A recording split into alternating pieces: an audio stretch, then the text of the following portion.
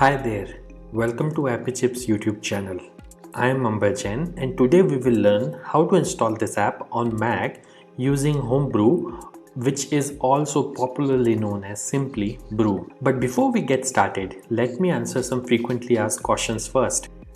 To start with, what does a package manager like Homebrew does?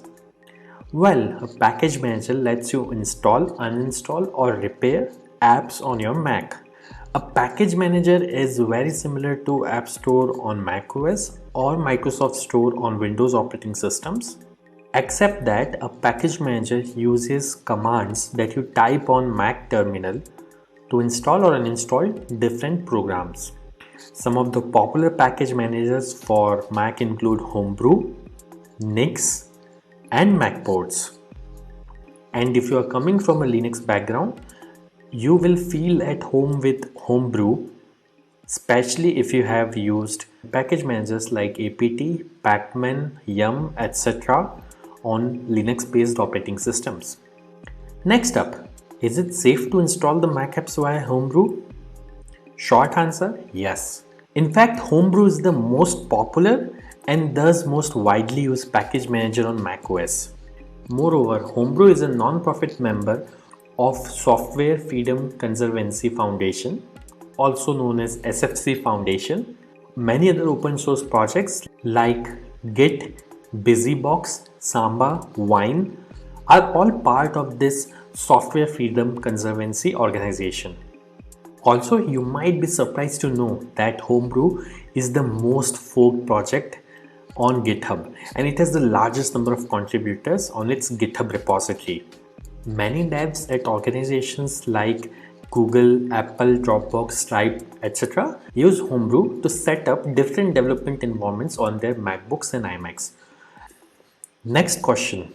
Can you use Homebrew to install programs on Apple Silicon or more popularly known as M1 MacBooks? Again, yes. Starting version 3.0 of Brew, Apple Silicon is now supported on Homebrew. In fact, Homebrew also supports programs that are at the moment only supported via Rosetta 2 on Apple Silicon.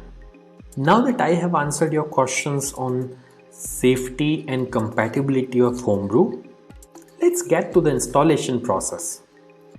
Before we can install anything using Brew, we need to install the package manager itself, that is Homebrew, on your Mac. So let's see now how can we install Brew on Mac. Let me open my Mac here. First, you need to press Command and space on your keyboard. This will open Spotlight Search on your Mac. And then you have to type terminal.app. You will see this terminal app. Simply double click on it to open terminal. Let me maximize this terminal window. Now we need to copy paste the command to install Homebrew from the Brew website. So open your web browser and simply go to the website brew.sh. Once you are on the website, you will see this section called Install Homebrew, which has a command that you can simply copy by clicking on this button over here. Once it is copied, you have to go back to terminal, right click, paste. Now that the command is copy paste over onto this terminal, press enter. This will start Brew installation. Now it is prompting me to enter my user's password on Mac. I am going to type the password now, but it won't be visible on your terminal. Once you have entered the password, simply press enter, and if the password is correct, the script will continue. Now it is saying press return to continue the installation. I'll press enter here, and this will start the installation of Homebrew on my Mac. Let's wait for this to finish. As this message here says, installation successful. So that's it. Brew is successfully installed on your Mac now. Now before we proceed, I would like to highlight that Brew collects anonymous usage data via Google Analytics. As you can see on this page, if you want to opt out, you can simply run this command brew analytics off and press enter, which simply disables the anonymous usage data collection on your Mac.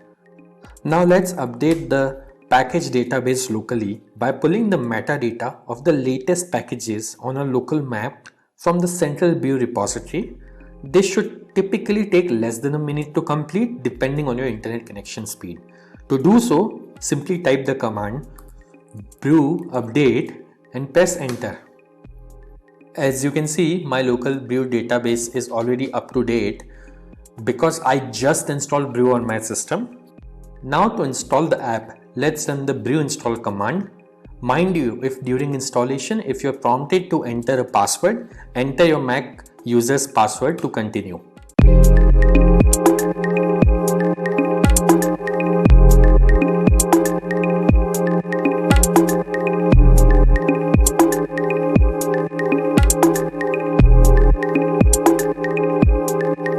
That's it. The installation was successful. If this video was useful, don't forget to hit the like button.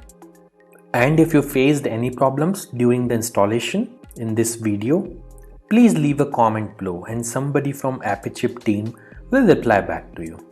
If in future any app installed using brew stops working, then you can simply reinstall it using the command brew space reinstall space the name of the program.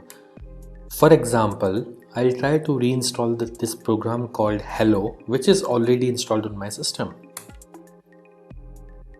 As you can see, it is downloading the program and it says reinstalling Hello, and now Hello is successfully installed. And if you want to uninstall any app installed using brew, simply run brew space uninstall space the name of the program. In this case, I will try to uninstall the program Hello, which is already installed on my system. As you can see, within a few seconds, it says the program is successfully uninstalled. Also, over time, brew might end up consuming disk space on your Mac as it keeps installers of the programs that you had installed on your hard disk in a cache directory. So you can use the brew space cleanup command once every 6 to 12 months to free up some space on your Mac. This command removes app installers and older versions of the packages only. It would not uninstall any of the apps that you have installed. As you can see, brew cleanup was successfully run on my system.